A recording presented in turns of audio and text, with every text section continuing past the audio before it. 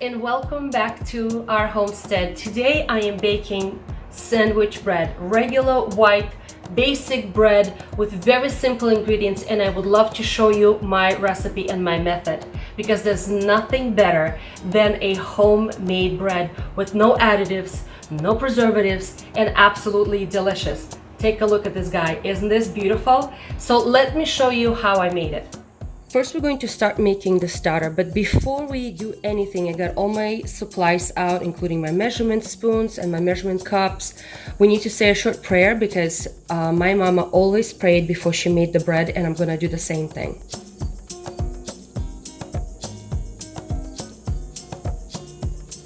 Okay, we're gonna start making the starter. So I have 2 cups of warm water. How warm? I like to put my finger in it real quick, and it should be pleasant to touch. About 110 degree Fahrenheit. So I'm gonna put it in some sort of container, okay? Then to that, I'm gonna be adding a tablespoon and a half of active dry yeast.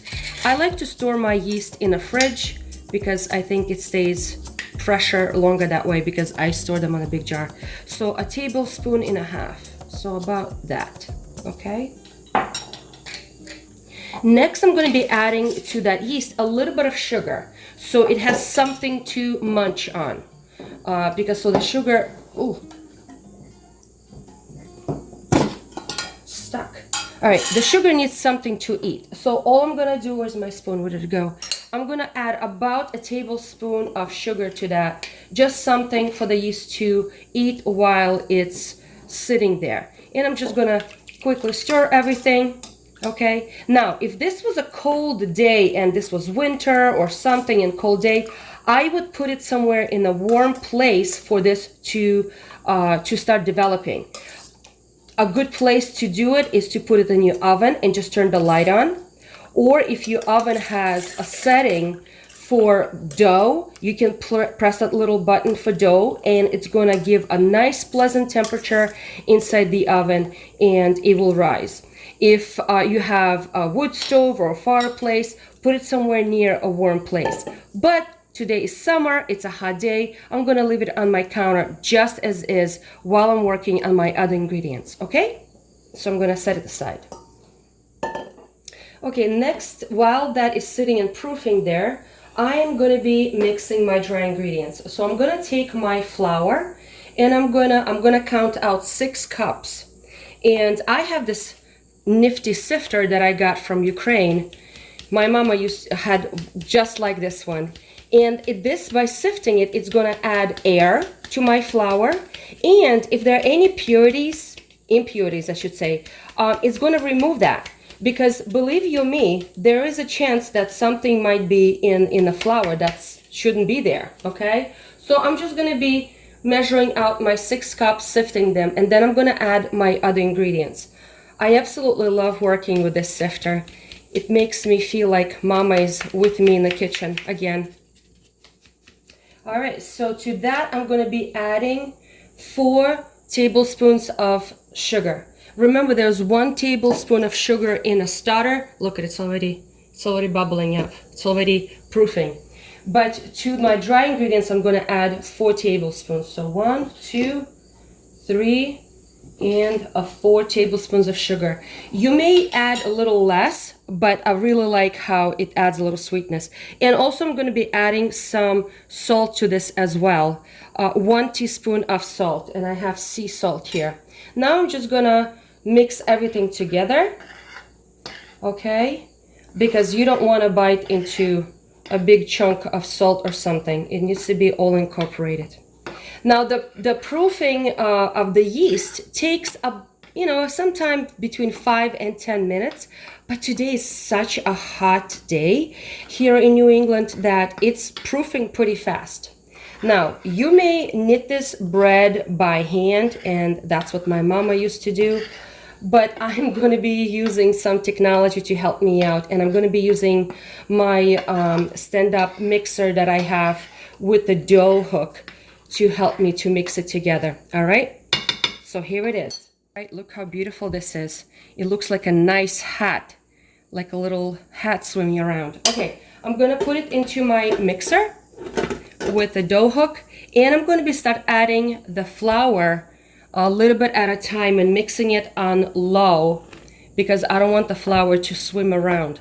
How much? I don't know, about a cup or so at a time. And I'm gonna start this mixing on low. And I'm gonna keep adding flour to it.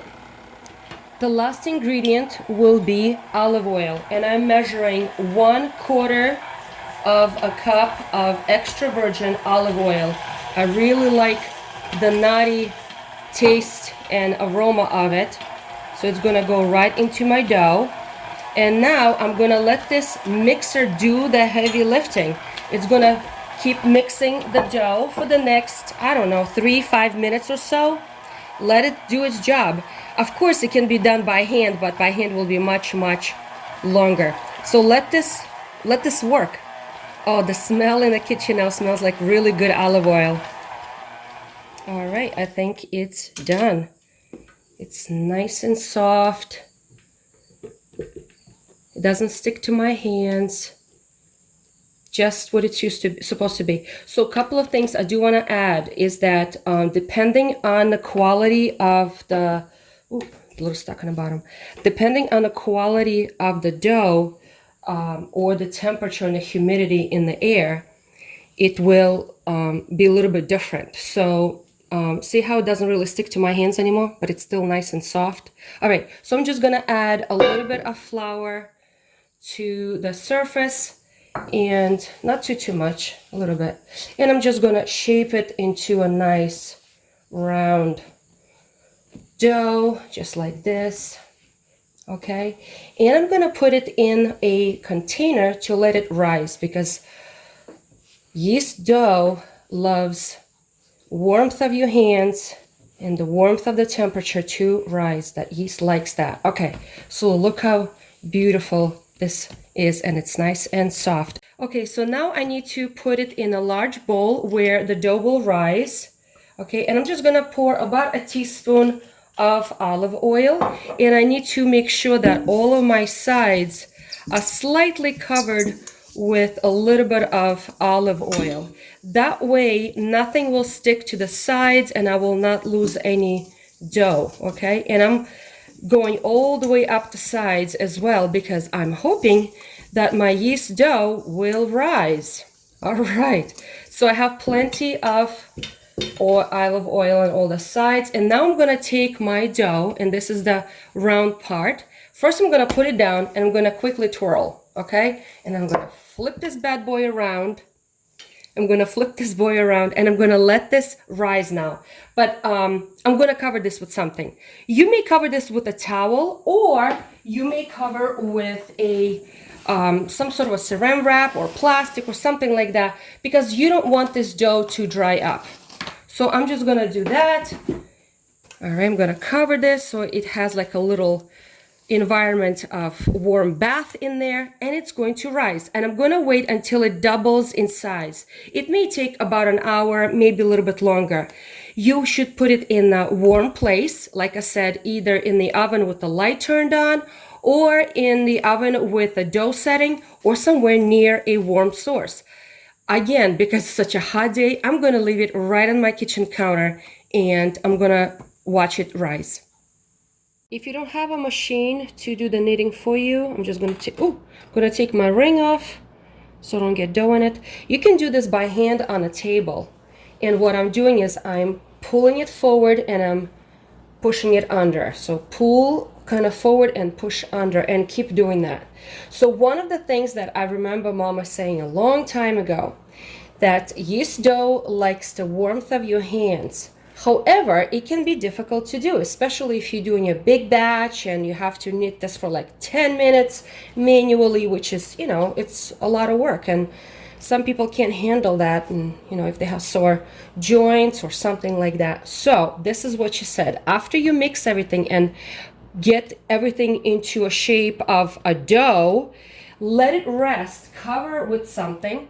So I'm just going to put a little a round bowl right over that so nothing dries up, or you can throw a plastic over or a towel, but towel seem to not work very well for me. And let this rest for 10 minutes before you work on this dough again, and I promise you it will be much softer and much more pliable.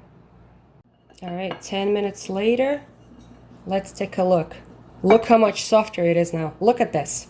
Now it's not done. It's still, oh my goodness, I love this dough. It's so good to work with. And now it's nice and soft. Just a few minutes. I don't know, about 7, 8, 10 minutes. I think it's set under this plate on my counter. That's all. And it's nice and soft. And I'm going to work at it for manually, if you're doing this manually, for, I don't know, a good 5, 7, 10 minutes. Okay?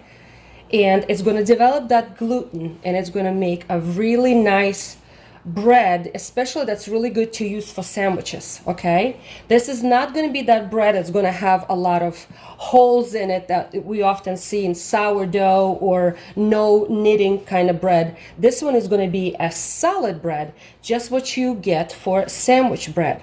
Okay, and the sugar amount, a sugar amount can be cut by half. You don't need to put that much sugar.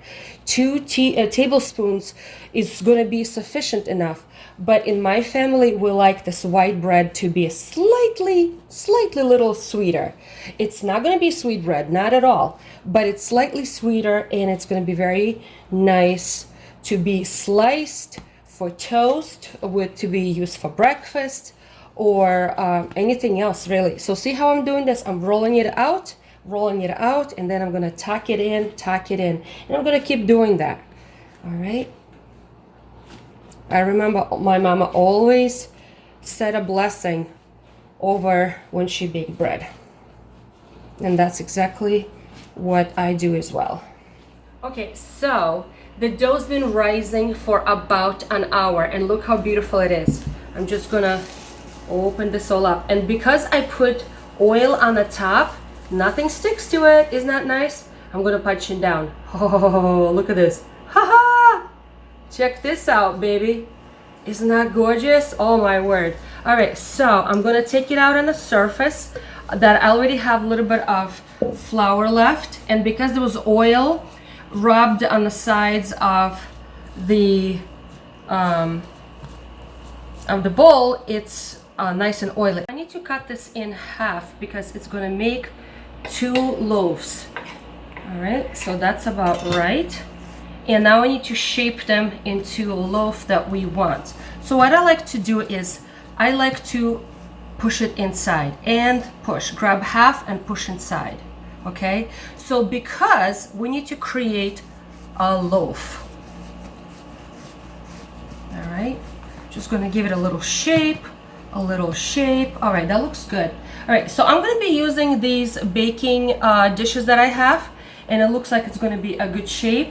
And all I'm going to do is just put a drop of a little bit of oil, or you may use butter if you choose, and I'm just going to oil it, making sure that the dough doesn't stick to it when it's baking, because why not? And a little oil is going to be good for this bread. And all I'm doing, I'm just running the sides. You may use a brush if you want to. I'm just using fingers, I don't mind. And my dough will appreciate this little bit of oil. All right, so it's everywhere in the corners because it's going to rise all the way to the top, I'm hoping. So let me put this loaf right inside, push it down, okay? And now you may choose to do some sort of a design on it if you choose. I'm just gonna cut with a very sharp knife across. But you may do whatever you like. So I have a shape of a cross because that's what I like to do. You may do a little Christmas tree on it. If you have a nice strong sharp blade, you may use that. Now this has to sit and rest for the next half an hour or so. In the meantime, I need to preheat my oven. 350-degree Fahrenheit oven for this to bake. And I'm gonna let this sit and do a little second rising, okay? And I will do the same thing to the second half. Again, push inside each half, just like this. Roll it into a shape. Okay, just like this. Make sure all the sides are even because you don't want one side to be bigger than the other. So make them somewhat even. Again, my pre-oiled form, I'm gonna put inside, push this all down. And again, you can create any shape you want. Here I'm gonna make a little Christmas tree.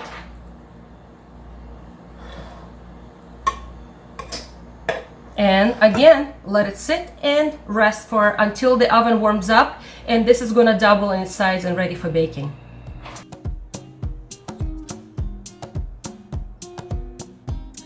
Okay, so the oven is 350 degrees and these guys rose up. No longer looks like a Christmas tree, but the cross still looks like a cross. All right, I'm gonna put them in the oven to bake for half an hour, 30 minutes. And after 30 minutes, I will check to make sure that they are done inside. Half an hour later. Oh, look at these. Beautiful. Beautiful. All right, I'm gonna check to see, make sure they're not doughy inside. So I'm gonna use like a wooden stick and I'm just gonna push inside and hopefully it will come out dry. And it did. It's completely dry. All right. So at this point, if you choose to put a little butter coating on top or a little bit of milk, which I'm gonna do none, I'm gonna leave it just like this. And I need to cool them off because if I continue holding them in these ceramic baking dishes, they continue to cook and I don't want them to burn. So I'm gonna get a cooling rack. Okay, the bread is done. Look how beautiful it is. My sandwich bread. Ooh, yum. And it smells so good in my kitchen right now. So here is the bread and it's gonna be perfect for my family. I absolutely love baking my own bread, especially in the winter months, the cooler months. But I needed to bake it for today, even though it's hot summer. Friends, homemade bread is so much better than store-bought. They're hands down. And you probably have seen the price of good quality bread at the stores lately. So I strongly encourage to learn how to make simple bread recipes. This is just one of them. I also make sourdough bread and I will pull a link to that as well. But for sourdough, you need a sourdough starter. This one is just regular yeast. Anyway, I hope you guys are encouraged to make bread. Say a blessing over your bread because you are nourishing your family and your friends. So on this note, be encouraged and try something new.